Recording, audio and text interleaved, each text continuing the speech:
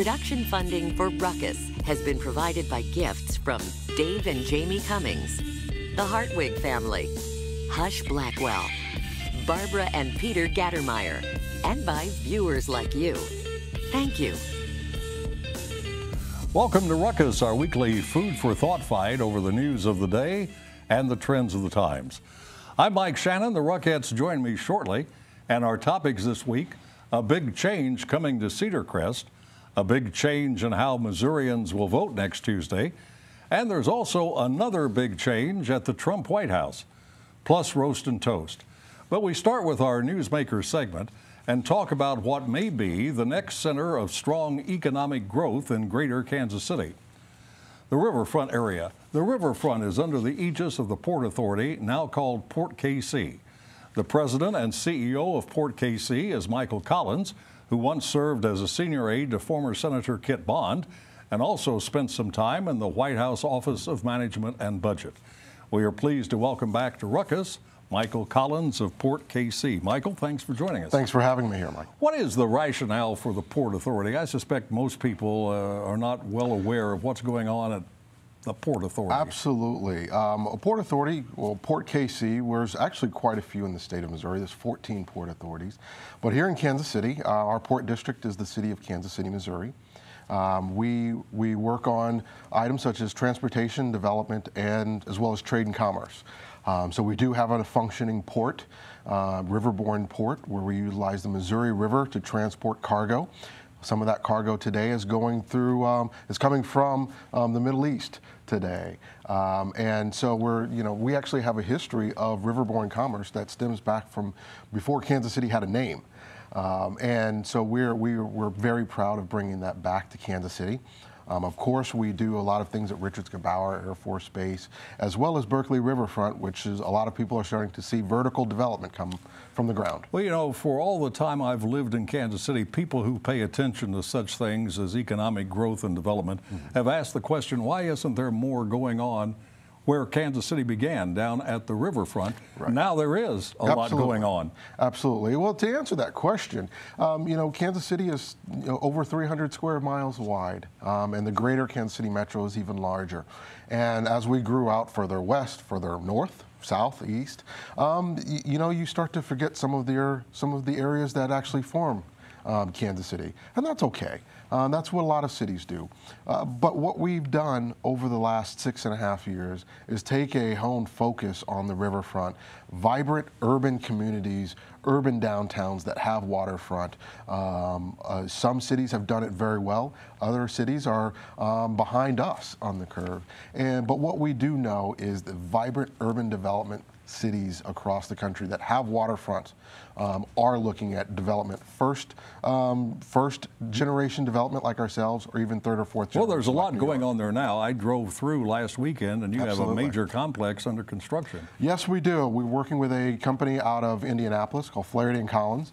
They are no relation to me, even though some of us share the last name. I wondered about that. No relation at all. But we're building one of the largest Phase 1 development, multifamily, mixed-use apartment complexes in Kansas City's history.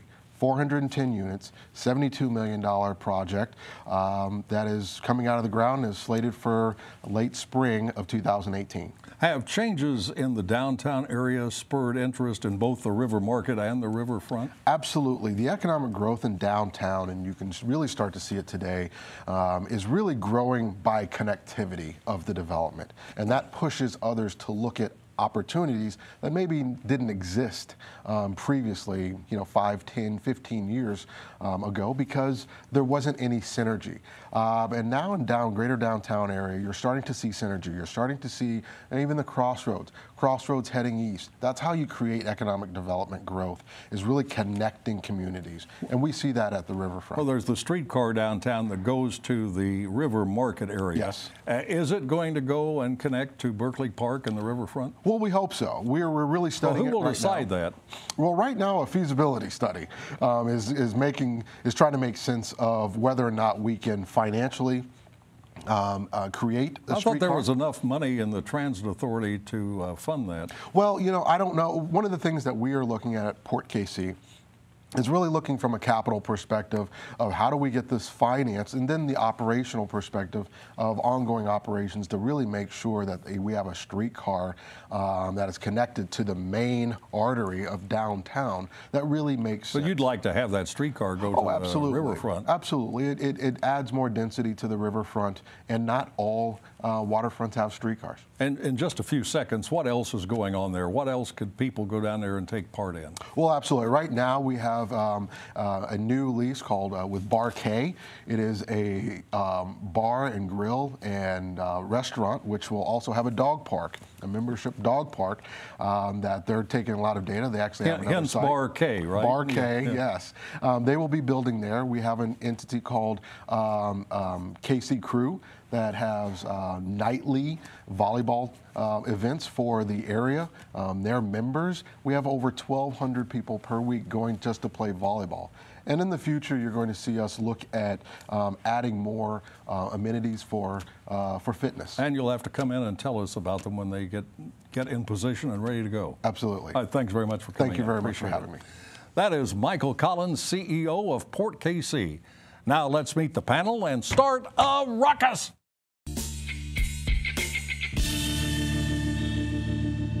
Patrick Tuohy is Director of Municipal Policy at the Show Me Institute, a free market think tank. Gwen Grant is President and CEO of the Urban League in Kansas City. Sean Saving is a scientist and labor activist, part of the Heartland Labor Forum at KKFI. And Denidre Herbert is Managing Editor of the Sentinel, a conservative website covering Missouri and Kansas news.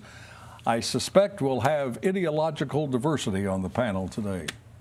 Just a guess. It was a strange pat on the back from Steve Rose to Jeff Collier, who will soon be the governor of Kansas. Collier, now lieutenant governor, will succeed Sam Brownback, who is leaving to take a post in the Trump administration. Rose, in his recent Kansas City Star column, sees the lieutenant governor's expected elevation as enhancing Collier's chances to do well in next year's GOP gubernatorial primary. But Rose doesn't want Collier to win the nomination. He's just hoping Collier will get enough conservative support to block Secretary of State Chris Kobach from securing the nomination. Rose closes his column with this: Collier is not my favorite, but if he can stop Kobach, I would knock on doors for him. So how about this question to start with? How would Kansas conservatives react to a Collier-Kobach contest? And let's start with Denidre. Well, first, the fact that we're talking about Dr. Collier and Chris Kobach as potential competitors in Kansas primary is really fantastic. We have really great candidates, so that's amazing for the whole state, not just the Republican Party. That said, Kobach has a basement of about 25 to 30% of Kansas conservatives, and I don't see how Collier in 1 year-ish as governor can chip away at that. Anybody who enters the race right now is basically assuring Kobach's nomination, in my opinion. Do you think Collier's going to run? He hasn't actually said, has he? No, he hasn't said, and I have no idea. I don't know. Well, would it be fair to say that Kobach, even though Collier is lieutenant governor and been in the state legislature, Kobach has much greater name recognition and presence in the state than does the lieutenant governor? And presence outside of the state. He's on Fox News. He's on, I mean, you cannot throw an elbow without seeing Chris Kobach on television or in the LA Times. Not always a nice mention, but he is. Not good. Of course it's good. He's all over for television. Politicians, any kind of coverage is great. Coverage is good. But my God, is this what Kansas wants? Kansas wants to be perceived as a state that would elect the likes of Chris Kobach? Well, I mean, some people think Chris Kobach is quite a statesman. Is Brownback cloned all over again, but I agree with Steve. Collier is a much better choice for the state than Kobach. Patrick, what could Collier do during his year or so as governor to enhance his? I can't imagine what he's going to do. I think he'll become a target for all the usual suspects, the Kansas City Star editorial board, and for all the usual reasons. And I think Collier's elevation to governor changes none of the bigger story that Denidre talks about, which is Kobach has got statewide and national prominence. He has an awful lot of money, and he has a winning issue. Regardless of the merits, he has a winning issue. And what is the winning issue? Immigration reform. Well, also immigration taxes. reform. But I'll tell you this: you saw how good that was for the state. if these are the endorsements that Collier gets, which is I don't like you, but you're better than the other guy. If I were Collier, I would not want to run with that kind of support. Sean, do you see any options for Collier as governor? You know, he could run to the middle, but he'll lose the primary. I think it doesn't really matter. This is a year for Democrats, I think, to have a chance to actually take back the governorship, because after what happened to Brownback, I mean, if the conservatives in Kansas go for even more conservative than Brownback with Kobach, I think you're looking at, again, a chance that, Democrats in Topeka. Denidre, is Kobach more conservative than Brown? Is Kobach more conservative Kansas had more than Democratic Brownback? governors in my lifetime. Is Kobach more conservative than Brownback? I mean, principally, I don't think they're all that different. I think Kobach's maybe more aggressive, but I don't see a whole lot of light between them on most issues. Gwen, what do you think Brownback's legacy will be in Kansas? Do you think he'll be remembered fondly by members of the Why would you ask me that question? Because you had all sorts of comments about how bad Kobach was and how bad Brownback is. So what's his legacy?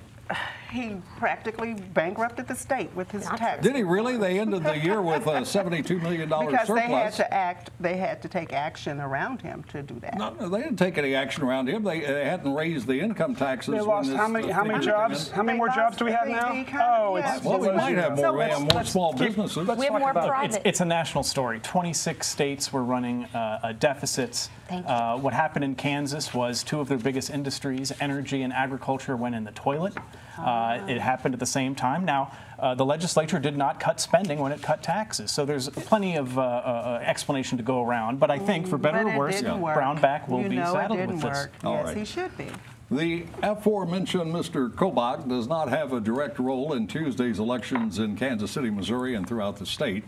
But he is no doubt pleased that Missourians will have to show a photo ID to cast a ballot, something he helped institute across the state line. Critics say photo ID is designed to suppress minority turnout by making voting more complicated. Supporters say it's simply an effort to stop vote fraud. There are several forms of photo ID voters can use. They include a state driver's license, a free state-issued ID card, a U.S. passport, or a military ID. Prospective voters with none of those can vote anyway, casting a provisional ballot and offering documentation later. Voter ID is the result of a Missouri constitutional amendment last November approved by 63% of the voters. So, Gwen, do you think all 63% are voting to suppress minority turnout? Well, first, let me just say that the voting ID legislation really was a solution looking for a problem. You know, there really is no need for a change in the voter ID laws in Missouri. There was no problem of voter fraud, and certainly not the type of voter fraud of people showing up based on identification. Now, I think the electorate does not recognize all the complexities of it. So a well-meaning voter goes and thinks, oh, what's wrong with that? It's okay to have, everybody need to have a voter ID. But the impact of this on the state, there's going to be economic impact because the state went looking for a solution where there is no problem. The state has agreed to pay for the voter IDs of everyone who doesn't have one. They have to run public information and education programs to educate people on how to vote now because of the voter ID. So it actually has a negative economic impact for no reason. And yes, there is some merit to the fact that most people who are challenged with voter IDs are people who are minority, low income, elderly people who tend to vote and lean to the left. But that doesn't seem to happen in other states. But let me go to Sean here for a second. Do you agree with her? Do you agree with what Gwen just said? Well, I think we are putting barriers to voting, and I think if we were really actually trying to improve the voting system, improve the election integrity, I would be much more interested in a system that says, well, let's look at all of the issues. Let's look at the fact that we have voting on a Tuesday still. We don't have it a holiday. We don't even have early voting in Missouri. Voter ID might have been a little easier for everybody to swallow if we had made this as part of a package of overall making a much more efficient and easy system of voting in the state. And let's look at all of the election issues, not just one little thing we've made up an issue. I voted in Kansas Tuesday, as I suspect you did. I did. And it was no problem. I don't think there were any problems reported statewide. In St. Louis, there was a special election using photo ID, and there was no problem. What are these complexities that Gwen is talking about? That argument actually makes me angry, no offense, because it's offensive to say minorities and left-leaning people can't go to the DMV and get a driver's license. No, that's what a lot of people say. Is the voting and when ID they say that, they are laws suggesting that it's difficult. Them. They're saying it's difficult, and it's not. I would rather. Have you been to the DMV? Let her finish. What I'm how saying, difficult Gwen, it is hang for on just a someone second. else. I do know. I her had to do it myself. I have a driver's license. I actually have 3 forms of state ID that would be used at the ballot box. As do I. And every single one of them, it was not that complicated to get. I'm not an idiot. I just went and got it. I needed it for other reasons, to travel or to get on a military base and it was fine. I mean, the thing that we could do to make it better, to appease everyone, is make the DMV more pleasant than a root canal, because the biggest part of the problem is that I would rather go get a root canal than go to the DMV. At least when you get a root canal, you're unconscious half the time. At the DMV, you're supposed to be awake and functioning. Well, doesn't this NAACP driver alert that if I could continue here for just a moment, there was a statement by the national NAACP that might strengthen your argument, Gwen, talking about Missouri being a racist state, I guess. Well, the travel advisory is intended to alert folks to the fact that when you come into this state, you need to take special precautions. If you're African American, you're 75% more likely to be stopped by the police if you're driving in the state of Missouri. If you are discriminated against in public accommodations and the workforce, you have no legal recourse. Why do you live there if it's that bad? Because this was all based on a piece of legislation that the governor's not yet signed. Right, but the governor, the governor did sign it. It goes into effect and that has to do with filing discrimination complaints it's basically and it says you have no redress. So that's the significant piece of this legislation and of the reason that NAACP took this approach. Because if you have an opportunity to take legal recourse and you have redress when you've been discriminated against, that's one thing. Well, how does that affect people traveling through the state? How does that affect somebody traveling through Missouri? Well, if you're driving through Missouri, or if you come, if you lose your job while you're driving through Missouri, you don't have any. The law, come on, Mike. The City ProPublica did an extensive study of car insurance rates in the state of Missouri.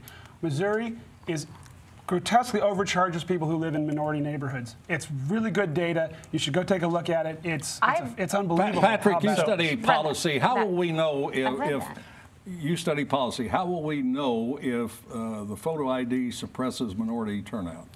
Gosh, I guess we'll just have to look at turnout in subsequent elections and see if it's changed over time. Has that happened in other elections that you're aware of? No, it hasn't happened. I think the voter ID is a canard. It's an opportunity for people to posture. And let me tell you why I think that. Here's some evidence. If people were actually upset about access to ballots, they would be in the streets over the streetcar election in Kansas City, in which case you had to request a ballot. You had to prove voter eligibility. When you received your ballot, you had to notarize it, put it inside 2 envelopes, and mail it, and make it back to the court. Then get upset about it. We do agree about that. Got to proceed. I am upset about that. But there is general belief that aside from the presidency itself, there is no more important job in the White House than Chief of Staff.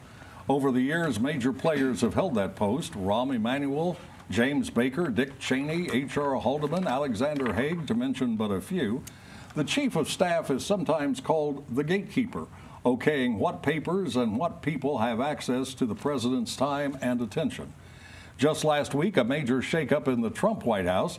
Chief of Staff Reince Priebus resigned or was fired. Either way, he's no longer in the job. Named to succeed him, Secretary John Kelly of Homeland Security, a 4-star retired Marine Corps general. Some see this shift as recognition by the president that his administration needs more order and discipline. Could there be a more logical choice to impose that than a 4-star general? And we start with Patrick. The only thing I know about Trump's chief of staff is that I would not want that job.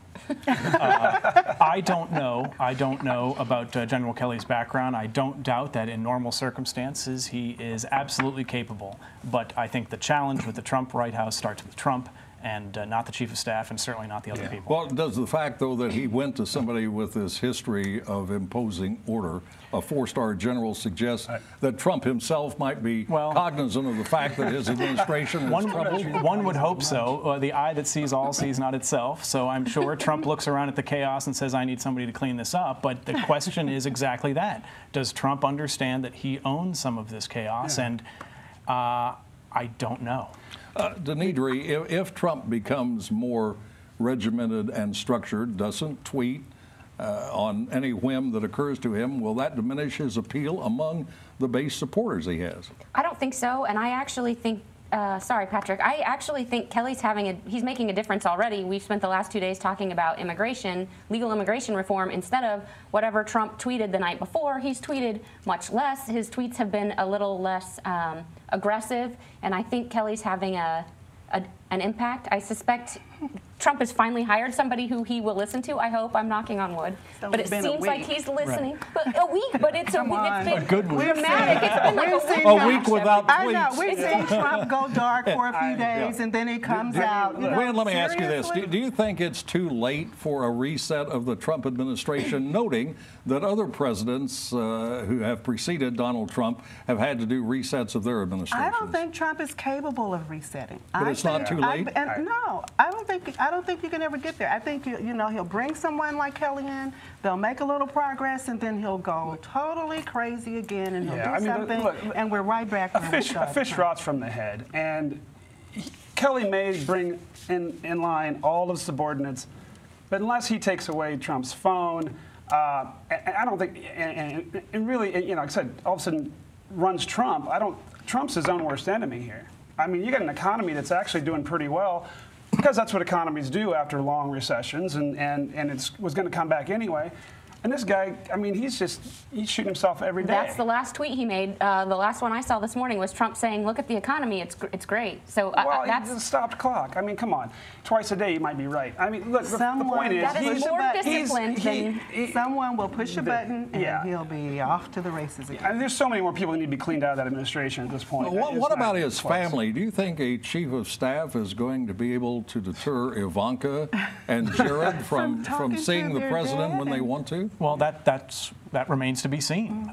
Is he willing to give the authority to this person to make those decisions? And again, you're right. This has been a struggle in past administrations. You recall Jimmy Carter talking to his daughter about foreign policy. Sadly, I do remember to great that. embarrassment. Right. But it's the nature of the job. It is a struggle that occurs to different degrees with every administration, and so we will find out in a few weeks, months' time if Kelly is that man. Well, we all know that it's the economy, stupid, as President Clinton used to say. If the economy continues to improve, as Sean says it is, will it make any difference what Trump does? Gwen, won't that I don't know. Success for him? I think it's too soon to make that call, really. All right. If it is too soon, we won't make that call. We will head instead to the soapbox for Roast and Toast, where the Ruckettes have 30 seconds each to appreciate or agitate people and events in the news. And we start with Sean. Wow. Well, with this White House, it's always tough to pick just one. But Stephen Miller, the failing president's white nationalist policy advisor on immigration, gave a press conference yesterday to explain the administration's new policies on legal immigration. He derided one reporter as having a cosmopolitan bias, which seems like an innocuous term, but the word cosmopolitan has a particularly meaningful history in 20th century authoritarianism.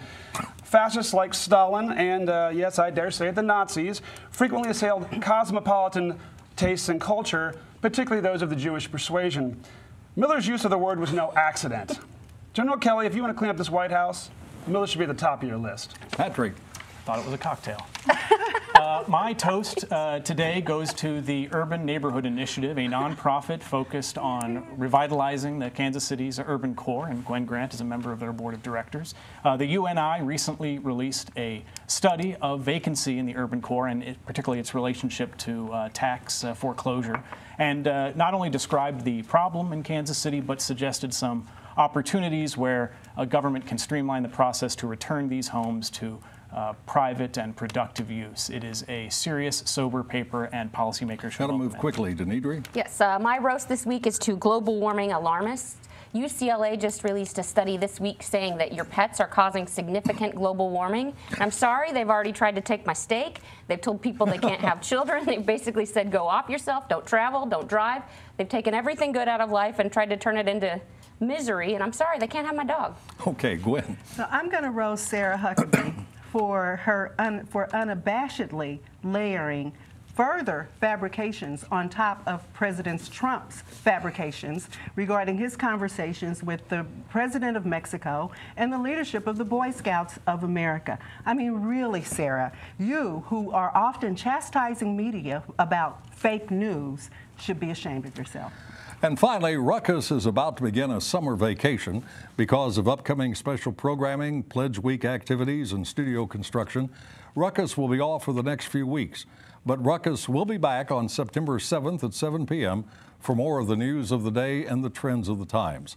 Also in September, KCPT will be focusing reporting on local Vietnam War experiences in conjunction with the broadcast of the new Ken Burns documentary.